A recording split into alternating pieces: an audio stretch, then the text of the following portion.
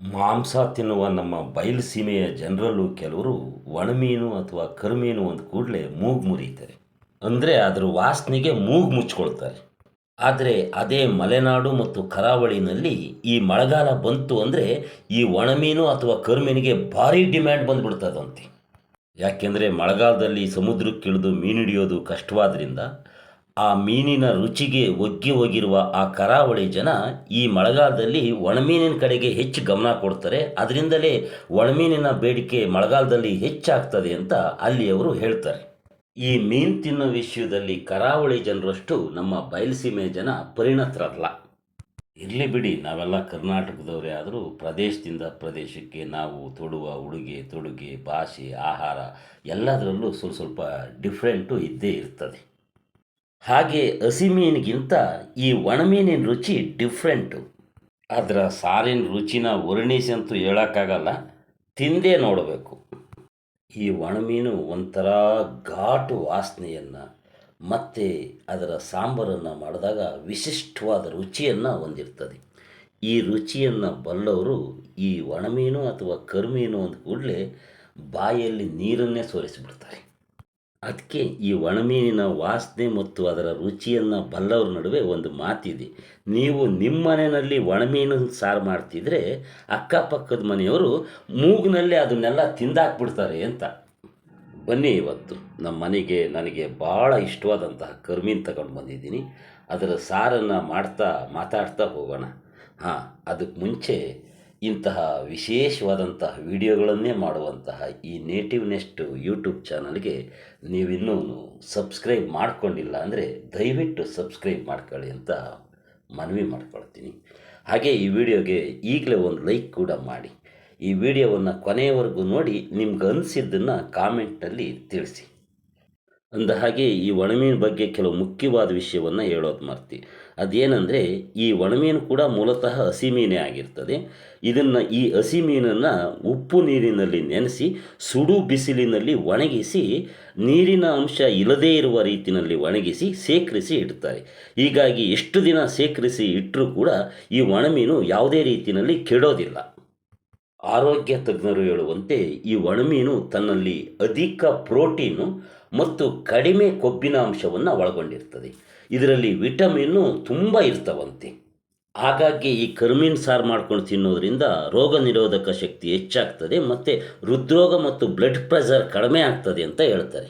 ಅಲ್ಲದೆ ಕೆಮ್ಮು ನೆಗಡೆ ಶೀತಕ್ಕೆ ಈ ಕರಿಮೀನು ಸಾರು ಭಾಳ ಒಳ್ಳೆಯದು ಅಂತ ಕೂಡ ಹೇಳ್ತಾರೆ. ಈ ಕರಿಮೀನನ್ನು ಮೊದಲಿಗೆ ಸ್ವಲ್ಪ ಎಣ್ಣೆ ಹಾಕಿ, ಇನ್ನೂ ಕೆಲವರು ಹೇಳುವಂತೆ ಎಣ್ಣೆಯನ್ನೇ ಹಾಕದೆ ಚೆನ್ನಾಗಿ ಹುರ್ಕೊಳ್ಬೇಕು. ಹಾಗೆ ಉರಿದ ಈ ಒಣಮೀನು ಅಥವಾ ಕರಿಮೀನನ್ನು ಬಿಸಿನೀರಲ್ಲಿ ಹಾಕಿ ನೆನೆಸಬೇಕು ಸ್ವಲ್ಪ ಹೊತ್ತು. ಹೀಗೆ ನೆನೆಯಲಿಕ್ಕೆ ಇಟ್ಟು ತದನಂತರ ಅದನ್ನು ತಣ್ಣನೆಯ ನೀರಿನಲ್ಲಿ ತೊಳಿಬೇಕು. ಎಷ್ಟು ಸಲ ತೊಳಿಬೇಕು ಅಂದರೆ ಸುಮಾರು 4-5 ಬಾರಿ ಈ ಮೀನನ್ನು ತೊಳಿಬೇಕು. ಯಾಕಾಗಿ ಅಷ್ಟೊಂದು ಸಲ ತೊಳಿಬೇಕಪ್ಪ ಅಂದರೆ, ಈ ಒಣಮೀನಲ್ಲಿ ಸಣ್ಣ ಸಣ್ಣ ಸಣ್ಣ ಕಲ್ಲಿರ್ತವೆ. ಆ ಕಲ್ಲುಗಳೆಲ್ಲ ಆಚೆಗೆ ಹೋಗಬೇಕು. ಇಲ್ಲದೇ ಇದ್ದರೆ ಸಾರನ್ನು ಮಾಡಿ ತಿನ್ನುವಾಗ ಬಾಯಲ್ಲಿ ಕರ್ಕರಿ ಆಗಿಬಿಡ್ತದೆ. ಹಾಗೆ 5-6 ಬಾರಿ ತೊಳೆದಂತಹ ಕರಿಮೀನನ್ನು ಪಕ್ಕಕ್ಕೆ ಎತ್ತಿಟ್ಟು ಕಡಲೆಕಾಳನ್ನು, ಕೆಲವರು ಅವರೆಕಾಳು ಮತ್ತು ಹಸಿ ಅವರೆಕಾಳಿನಲ್ಲೂ ಮಾಡ್ತಾರೆ, ಈ ಕಡಲೆಕಾಳನ್ನು ಹುರ್ಕೊಳ್ಬೇಕು. ಅವನ್ನ ಹುರ್ಕೊಂಡ ನಂತರ ಒಂದು ಕುಕ್ಕರ್ಗೆ ಹಾಕಿ ಒಂದು 2-3 ವಿಷಲ್ ಹೊಡೆಯುವಂತೆ ಆ ಕಡಲೆಕಾಳನ್ನು ಬೇಯಿಸ್ಕೊಳ್ಬೇಕು. ಹಾಗೆ ಉರಿದ ಕಡಲೆಕಾಳನ್ನು ಬೇಯಿಸಿ ಪಕ್ಕಕ್ಕಿಟ್ಟು ಸಾಂಬಾರಿಗೆ ಬೇಕಾದಂತಹ ಈರುಳ್ಳಿ, ಕಾಯಿ ತುರಿ, ಒಂದು ಆಲೂಗೆಡ್ಡೆ, ಟೊಮೊಟೊ ಮತ್ತು ಬೆಳ್ಳುಳ್ಳಿಯನ್ನು ತಗೊಂಡು ಅದನ್ನು ಹಚ್ಕೊಳ್ಬೇಕು. ತದನಂತರ ಒಂದು ಬಾಣಲಿನಲ್ಲಿ ಮೆಂತ್ಯ ಮತ್ತು ಜೀರಿಗೆಯನ್ನು ಹುರ್ಕೊಂಡು ಆ ಮೆಂತ್ಯ, ಜೀರಿಗೆ, ಖಾರದ ಪುಡಿ, ಸಾಂಬಾರದ ಪುಡಿಯನ್ನು ತಗೋಬೇಕು. ನಂತರ ಒಂದು ಮಣ್ಣಿನ ಮಡಕೆಯ ಬೌಲ್ನಲ್ಲಿ ಎಣ್ಣೆಯನ್ನು ಹಾಕಿ ಸಾಸಿವೆಯನ್ನು ಹಾಕಿ ಒಗ್ಗರಣೆಯನ್ನು ರೆಡಿ ಮಾಡ್ಕೋಬೇಕು. ಒಗ್ಗರಣೆಗೆ ಈರುಳ್ಳಿ ಮತ್ತು ಕರಿಬೇವಿನ ಸೊಪ್ಪು, ಮೆಣಸಿನ್ಕಾಯನ್ನು ಹಾಕಿ ಒಗ್ಗರಣೆಯನ್ನು ಸಿದ್ಧ ಮಾಡಿಕೊಂಡು ರೆಡಿ ಇಟ್ಕೋಬೇಕು. ಈ ಒಗ್ಗರಣೆಗೆ ಸ್ವಲ್ಪ ಅರಿಶಿನ ಹಾಕಿ ತದನಂತರ ನಾವು ಆಗಲೇ ಮೆಂತ್ಯ, ಜೀರಿಗೆ, ಖಾರ ಸಂಬಾರವನ್ನು ಇಟ್ಕೊಂಡಿದ್ವಲ್ಲ ಅದನ್ನು ರುಬ್ಕೊಂಡು ರೆಡಿ ಇಟ್ಕೊಂಡಿರಬೇಕು. ರುಬ್ಕೊಂಡು ರೆಡಿ ಇಟ್ಕೊಂಡು ಈ ಒಗ್ಗರಣೆಗೆ ಅದನ್ನು ಸೇರಿಸ್ಬೇಕು. ಈ ಒಗ್ಗರಣೆಗೆ ಸೇರಿಸಿದ ನಂತರ ಹುಣಸೆಹಣ್ಣನ್ನು ಕಲಸಿ ಹುಣಸೆಹಣ್ಣು ರಸವನ್ನು ಹಾಕಬೇಕು. ಹುಣಸೆಹಣ್ಣು ರಸವನ್ನು ಇದಕ್ಕೆ ಹಾಕಿದ ನಂತರ ನಾವು ಆಗಲೇ ಏನು ಆರಂಭದಲ್ಲಿ ಹಚ್ಚಿಟ್ಕೊಂಡಿದ್ವಲ್ಲ ಆಲೂಗೆಡ್ಡೆ, ಆಲೂಗೆಡ್ಡೆನೂ ಕೂಡ ಈ ಮಸಾಲೆಗೆ ಬೇಯ್ತಿರುವಾಗಲೇ ಸೇರಿಸ್ಬೇಕು. ಈ ಕರಿಮೀನು ಸಾರಿಗೆ ಸ್ವಲ್ಪ ಉಪ್ಪು, ಹುಳಿ ಮತ್ತು ಖಾರ ಮುಂದಾಗಿದ್ದರೆ ಸಾರು ತುಂಬ ಚೆನ್ನಾಗಿ ಆಗ್ತದೆ.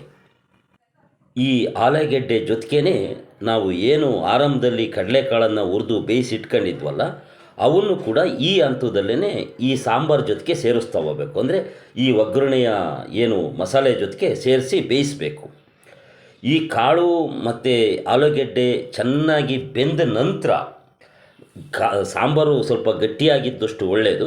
ಇನ್ನೂ ಸ್ವಲ್ಪ ತೆಳುವಾಗಿರಲಿ, ಹೆಚ್ಚು ಸಾರು ಬೇಕು ಅನಿಸಿದರೆ ಇದೇ ಏನು ಈ ಹುರಿದ ಕಡಲೆಕಾಳನ್ನು ಬೇಯಿಸಿರ್ತೀವಿ, ಅದ್ರ ನೀರಿರ್ತದಲ್ಲ, ಅದನ್ನು ಬೇಕಾದ್ರೆ ಸ್ವಲ್ಪ ಇದಕ್ಕೆ ಸೇರಿಸ್ಕೊಂಡು ಸಾಂಬಾರನ್ನು ಹೆಚ್ಚು ಮಾಡ್ಕೊಳ್ಬೋದು.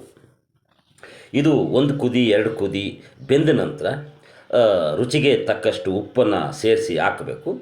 ಹೀಗೆ ರುಚಿಗೆ ತಕ್ಕಷ್ಟು ಉಪ್ಪನ್ನು ಸೇರಿಸಿ ಚೆನ್ನಾಗಿ ಬೆಂದಿದೆ ಅನ್ನೋದನ್ನು ಕನ್ಫರ್ಮ್ ಮಾಡ್ಕೊಂಡ ನಂತರ ನಾವು ಆರಂಭದಲ್ಲೇ ತೊಳೆದು ರೆಡಿ ಇಟ್ಕೊಂಡ ಮೀನನ್ನು ಹಾಕಿ ಸುಮಾರು ಒಂದು 5-10 ನಿಮಿಷದ ಕಾಲ ಈ ಮಸಾಲೆ ಜೊತೆಗೆ ಈ ಸಾಂಬಾರು ಜೊತೆಗೆ ಅವು ಮಿಕ್ಸ್ ಆಗಿ ಬೇಯಬೇಕು. ತದನಂತರ ಈ ನಮ್ಮ ಕರಿಮೀನು ಸಾರು ನಿಮ್ಮ ಊಟಕ್ಕೆ ರೆಡಿ ಆಗ್ತದೆ. ನೋಡಿ, ಈಗ ಸಾರು ಸಿದ್ಧವಾಗಿದೆ. ಈ ಕರಿಮೀನು ಸಾರಿಗೆ ಮುದ್ದೆ ತುಂಬ ಒಳ್ಳೆಯ ಕಾಂಬಿನೇಷನ್, ಮುದ್ದೆ ಮತ್ತು ಅನ್ನ. ನೋಡಿ, ನಾನು ಆಲ್ರೆಡಿ ಒಂದು ಮುದ್ದೆ ಇಟ್ಕೊಂಡು ವಿಡಿಯೋವನ್ನು ಮಾಡಬೇಕು ಅನ್ನೋದನ್ನು ಮರೆತು ಮುಕ್ಕಾಲು ಮುದ್ದೆ ಉಂಡುಬಿಟ್ಟಿದ್ದೀನಿ. ಸಾರು ತುಂಬ ಚೆನ್ನಾಗಿದೆ. ನೀವು ಕೂಡ ಈ ಮುಂಬರುವ ಮಳೆಗಾಲಕ್ಕೆ ಈ ಕರಿಮೀನು ಸಾರನ್ನು ಮಾಡಿಕೊಂಡು ಊಟ ಮಾಡಿ. ಇಲ್ಲಿವರೆಗೆ ಈ ವಿಡಿಯೋ ನೋಡೋದಕ್ಕಾಗಿ ತಮ್ಮೆಲ್ಲರಿಗೂ ಕೂಡ ತುಂಬ ಧನ್ಯವಾದಗಳು.